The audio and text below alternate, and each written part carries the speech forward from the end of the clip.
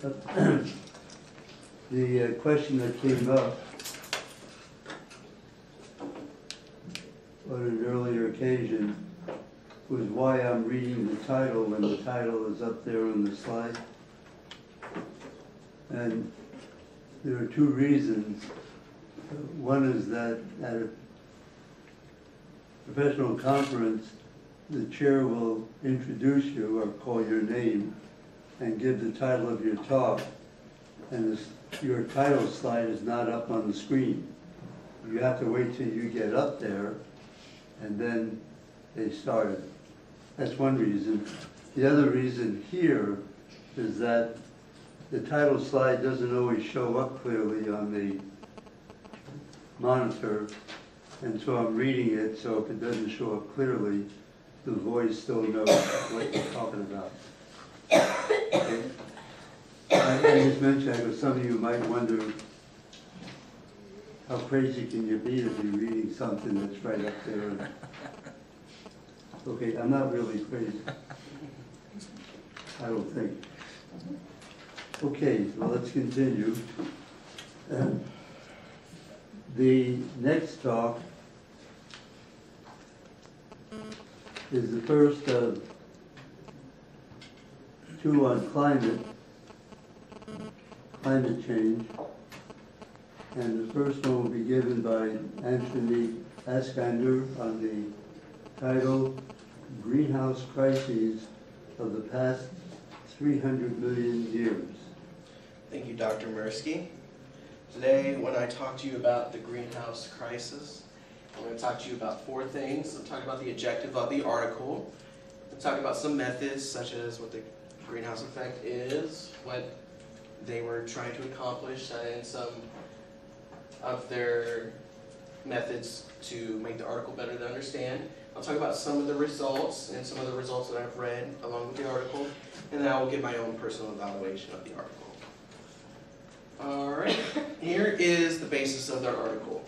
You have all throughout time, you have the time scale right here. You start 300 million years ago, and it goes down to present day. You have all of these spikes throughout history of your CO2 gas. Now, the question is, throughout the time, why did this happen? That's the main question of the article. So first off, I'm going to talk to you about the greenhouse effect. It's when you have things, greenhouse gases that come down to the earth that are radiated or come from different parts, either our atmosphere or the lithosphere, and they are recycled throughout the atmosphere. Some of the main greenhouse gases, you have things like water vapor, carbon dioxide, methane, and ozone. Next. Here's just a basic idea of how it works. It can be radiated. Sometimes it'll come in from the earth, but when it decides to come out, it doesn't always come out, and it'll just stay in the middle of a cycle like this, and it won't leave the earth. And this will cause, in many cases, global warming or climate change, which can have a negative impact on the earth. Now, the question is, why did this happen throughout history? With the article, they used two main things to figure out why we had these spikes in greenhouse levels. The first thing they would use is rocks. They would take different sedimentary layers and they would analyze the different kind of materials that were inside of them, and they would also use plants. These are just some examples of some of the plants that were used. I do not remember the names of these specifically, but they would just take different cross sections and they would take them into different labs and they would analyze. As you can tell, some of these are very, very small, and they can range from 100 micrometers to 1 centimeter. Next. Now, this is just an idea of the area they used to do most of the research. This is an area out in Colorado. Over here, you have just an idea of the geologic time scale, and throughout here, you just have the different events that would happen, and each one of these corresponds, each number corresponds with the different areas that it would happen. Next. Now, some results of the article, they came up with three main things to explain why there's these different spikes throughout history. One would be volcanic activity. They said that just throughout history that different volcanic activity, especially at the beginning of the Earth's history, you would have volcanoes that go off, and the Earth was very unstable at that point, so it would release many of these different these different chemicals into the atmosphere. And the next would just be typical atmospheric activity. And again, at the beginning of the Earth, it had many of these different things that were brought into it when the Earth was first created, and it stayed in the atmosphere. And a lot of them got recycled into the Earth's several different cycles, and a lot of them didn't leave, which caused different greenhouse activities. Now, another one would be meteors, which I thought was very interesting. And it talked about around 65 million years ago. If you click to the next slide, you have a spike around 65 million years ago. And one of the things they talked about, one of these hypotheses for why this happened, was because they had a meteor that came down to the Earth and it released all these things up into the atmosphere. So the big thing they believed was that it's a combination of all these theories, including the last one that would cause this huge greenhouse spike. Now, my evaluation of the article, there was lots of info throughout the article, and it went through a long, long span of history, obviously 300 million years, through, how long was we haven't had an atmosphere. It's been 2 billion years, I believe, the Earth has its atmosphere. However, and that comes to a problem. Since there was a long time span, there wasn't very much on how it relates to our current atmospheric conditions and how it relates to greenhouse effect today. I mean, obviously, we know that climate change is the big thing that we have to deal with today. However, it wasn't something that was really explained and talked about. And the article itself was just very, very long. It was 17 pages, and I did find myself not really understanding parts of it due, I guess, my ignorance of the greenhouse effect itself. Now, are there any questions? Yes. Greenhouse gas effects, what are the human impacts? What are some of the things that we have done to increase this, or are there things? The question is, what are some things that humans have done to increase greenhouse gases on the Earth? Now, one of the main points of the article is that the Earth has this natural cycle of the greenhouse effect. However, it didn't really make much of a mention about any effect that humans have had. However, we all know that there are things such as the automobiles, other pollutions, other things like that that we do to increase those greenhouse gases. Okay. Yes? Do you think that the conclusions they draw from this article, if they could help with the current crisis going on in the current discussion? The question is, do I believe that the conclusions they draw in the article can help our current greenhouse crisis? And that's up for debate. You know, they didn't really make much mention of like what humans did. So how much can we actually control this natural cycle, those natural things that happen?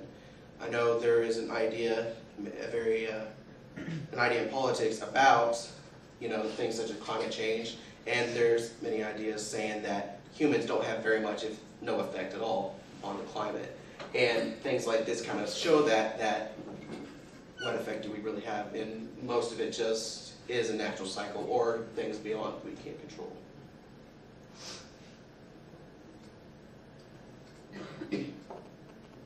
What else? I'd like to make one comment with regard to a couple of questions ago.